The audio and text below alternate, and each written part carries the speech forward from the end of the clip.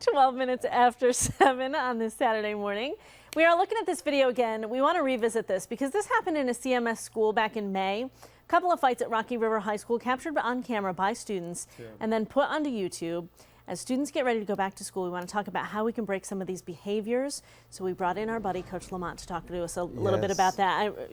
We got an email from you and you said we should look at that video again. It's heartbreaking to you. Tell me why. It really is, because we're seeing the example of our kids. We're seeing the next generation at work here. So it was extremely devastating when I saw the video. When we talked about it a long time ago, especially being one that's involved in the school system at a time, have kids in school, and it's sad. It really truly is sad. Well, and it seems to so quickly go to that level. It escalates that quickly. You know, we see the surface of what happens.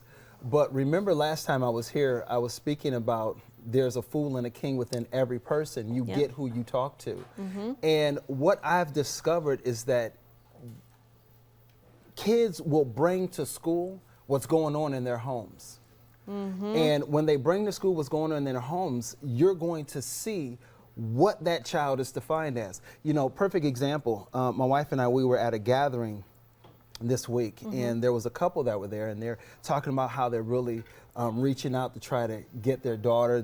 It's a distant relationship, and they wanted to win their daughter over. So, and they made a comment. They said, "But our daughter is bipolar." And after listening to their entire conversation, I chimed in because I just can't. Had to. I had to. And one of the first things I said is that if you want to win your daughter over, stop calling her bipolar. Because what we're doing is that we're putting labels on our kids. And these words, remember we talked about words some time ago, they will find your kids. So we're putting labels on kids, we're saying this about them, and those words are acting out on our kids. And we're seeing that, like in the video that we just saw, and what's going on in our school systems today. So we have to look, to break this bad behavior, we have to look at it both from the parent standpoint and from the student standpoint, right? We get into TEACH, the acronym, this week. And one of the first and important things is to train up. You know, Solomon, it's a very popular proverb. Train up your child the way that you desire to see them go, and when they are older, they won't depart from it. And that is one of the things that we're missing. We're not parenting the way that we should. We are trying to be friends over parent. Right. And what is important is that what you're instilling in your kids, they're going to carry out and they're going to act out. And another thing too, when we see it's important to listen to the conversations that are had about your children when your children are not with you, because that is when you will discover who your child really is. Yeah, you get the real scoop. The E in TEACH is excuse no more. Excuses no more. We have to stop excusing our kids' behavior. We got to tackle what's going on with our kids.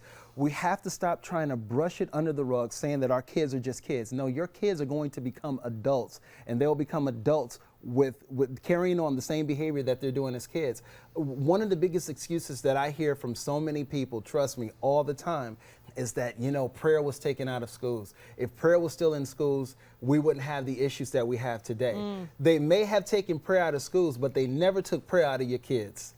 So if you have instilled those qualities in your kids, they're going to walk those hallways as leaders and not followers, and willing to set good examples for other students. The A in TEACH is action over words. We have to enforce and reinforce the things that we're saying to our kids. Remember, words are so important.